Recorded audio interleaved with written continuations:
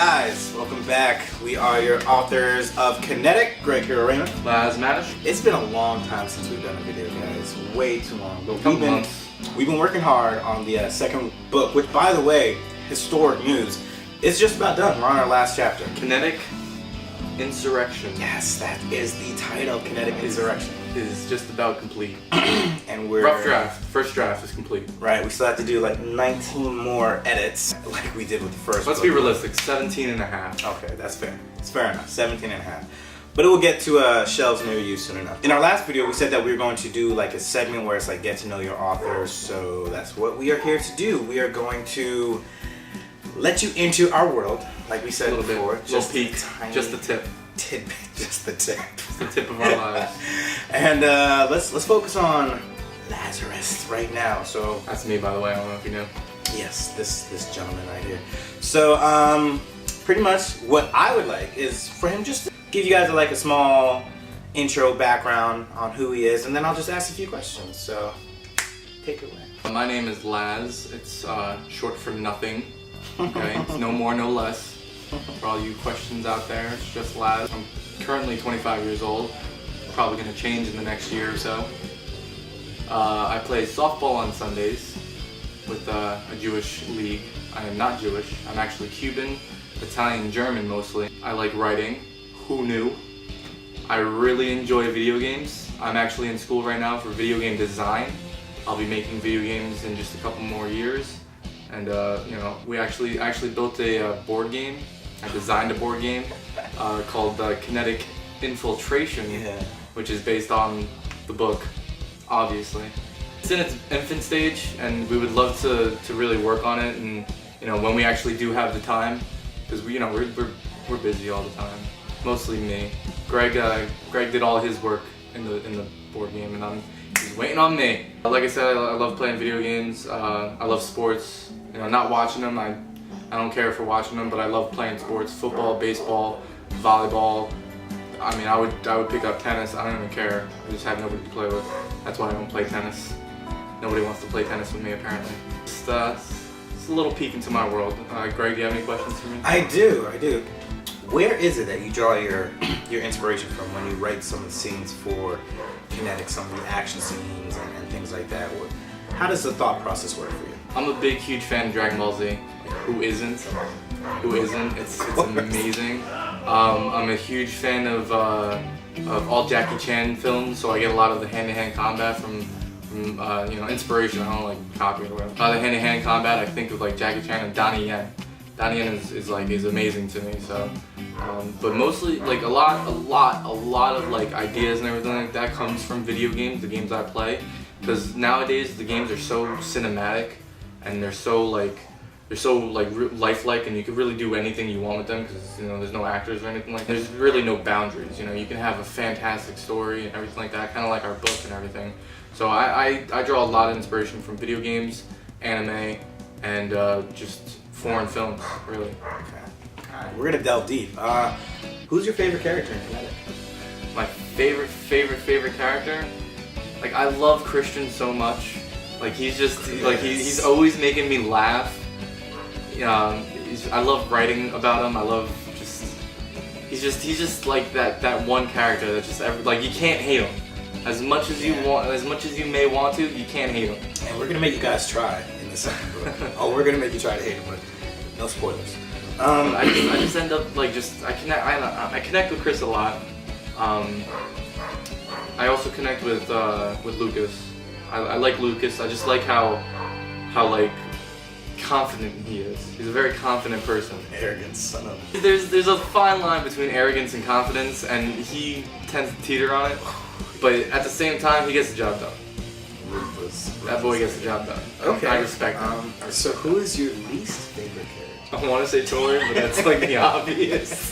That is the obvious. No one likes Tori, and I feel bad for Tori because she's not a bad girl, you know. She's a really good character. She's like the character everyone loves to hate, only because the other characters are so like what's the word I'm looking for? So much better than Tori. They're relatable. They're so much more relatable than Tori. I think not a lot of our readers are going to really relate to Tori being, you know, the snobby, you know, rich rich girl from California. She like well, I love Dimitri. He's our punching bag. Let's just. Oh, that's why. I knew there was a twist. I was like, he doesn't love Dimitri. I love to beat up Dimitri. He's the only character in the book that's like hard-headed and stubborn enough to like go in first, not assessing the situation, not assessing the character, and just get knocked 50 feet back. But like he always prevails because he's our hero or whatever. Yeah. But and he doesn't learn either. No, he doesn't learn. New enemy, I got this. He'll be like in a fight, he'll end up half dead from the fight, and then a week later he'll come back. Don't worry, I got Don't worry. this. Remember last time? Yeah, we do. We're telling you to stay back. He still has a cast on his leg. He's just hobbling in there. But you know what though? Someone's got to do it. Yeah. Someone's got to do it, and I respect Dimitri for it. Our book wouldn't be the same without him. He definitely incites courage and bravery in the others. He's like, guys, he's the one that rallies the other team because they see Dimitri go down and they're like, all right, maybe we should take this a little more seriously, and they end up winning the day, obviously. Okay, so out of the first and second book of what you know, which is your favorite kinetic ability? The first and second. Like I'm pretty sure we had this talk already. No, we asked which power would you like to have, but that was only out of the first book. So out of the second book, there's a new set of kinetic powers. There's like tons of abilities that you're gonna be like, No lie, that Umbrakinesis, it can do some damage. Umbrakinesis, that is the ability to control and manipulate the darkness, just flat out. And it's so like mysterious because nobody really has delved deep in what that power. Because like you're pyrokinetic, you can control fire.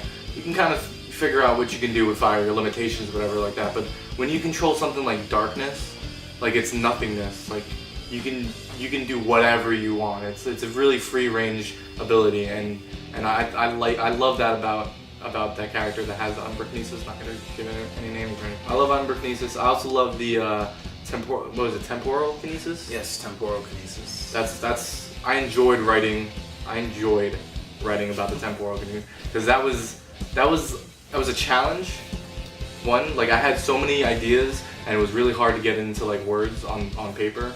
But I had so many ideas and it was so much fun coming up with new things. Because temporal kinesis is you open up a portal, you shoot something through that portal, or you go through that portal yourself, and you open up an exit portal, kind of like the game Portal. I'm saying Portal 4 million times.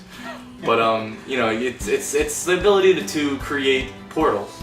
So an entrance portal, and an exit portal. So I try to get as creative as possible doing all these portal techniques, and I tried to really think outside the box. I actually used the game as somewhat of a reference, and I kind of used a little bit of Nightcrawler from X-Men as a little bit, even though he teleports and he's not going through portals, it's almost the same kind of jive, I guess. It's the same concept. Same concept, but alright. like I really enjoyed temporal kinesis. Final question. What are your plans for after Kinetic? Once Kinetic is done. The whole series? Once we finish the series, are you going to keep writing? Are we going to tackle a different series, different genre, or are you done writing? Like the fans want to know what happens after Kinetic. By the time we're done with the we're done with at least the 3 books, the trilogy, if you will. I should be graduating college and have my degree in video game design, which is a bachelor's degree in science.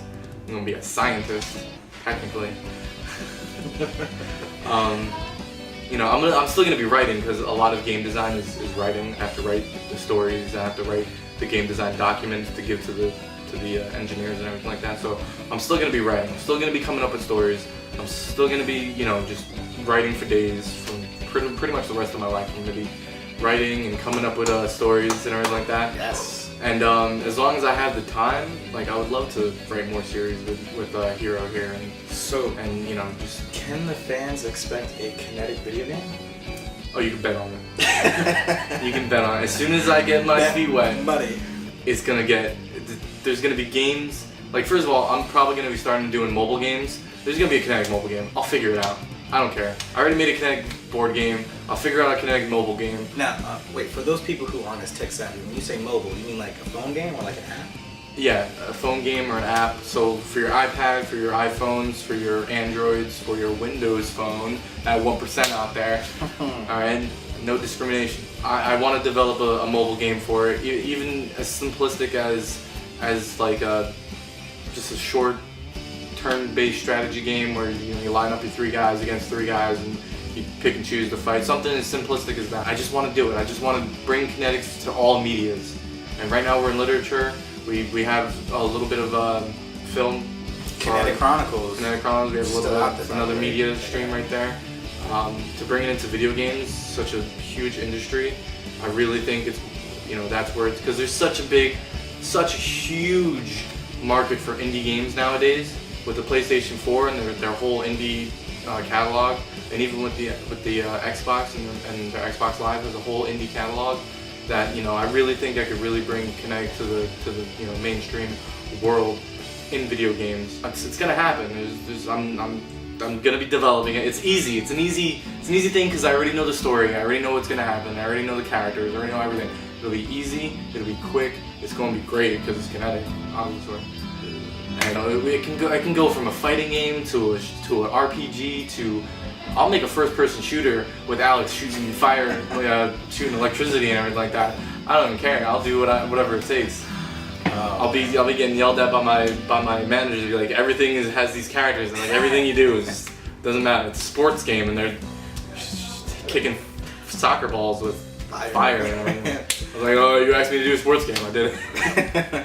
I know I myself and the rest of the free world is excited to someday play this Kinetic game. So yeah, that's about it. That is the first segment of Get to Know Your Author. This gentleman right here next to me, Laz Matech, who I could not have made the story without. He has been a quintessential part of Kinetic, invaluable, if you would say. So next, we're gonna shine the spotlight on me, but yeah, we're really glad that we could kind of let you guys into our world so you know who we are and how we come up with all this stuff. So as always, thanks for watching. Thank you so much for watching and giving us some time. That's right. Greg here, Raymond. Laz Matech. And we will see you guys next time. Later. Bye.